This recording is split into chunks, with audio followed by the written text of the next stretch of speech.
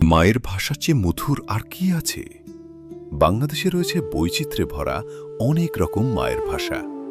মায়ের ভাষার এই মাধুর্য তুলে আনতেই নগদের প্রচেষ্টায় হয়েছিল জানিয়ে দেব আমার মায়ের ভাষা ক্যাম্পেইন। এই ক্যাম্পেইনটি নিয়ে আমরা পৌঁছে যাই দেশের বিভিন্ন বিশ্ববিদ্যালয়ে। একই সাথে পোস্ট করা হয় নগদের সোশ্যাল মিডিয়া পেজে। লেখা হয় ভাষা সৈনিক, গীতিকার ও সুরকার আব্দুল লতিফের কালজয়ী গানের লাইন, দাম দিয়ে কিনেছি বাংলা, কারো দানে পাওয়া নয়। গানের লাইন দুটি ভাগ করে 4 দিন ধরে চালানো হয়েছে ক্যাম্পেইনটি। প্রথম দিন লেখা হয় শুধু দাম দিয়ে কিনেছি। সবাই লিখতে থাকে নিজ নিজ মায়ের ভাষায় এই বাক্যটি।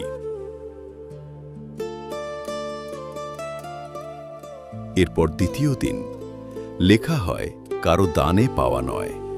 একইভাবে সবাই লেখেন নিজ নিজ মায়ের ভাষায়। তৃতীয় দিন লেখা হয় শুধু বাংলা শব্দটি।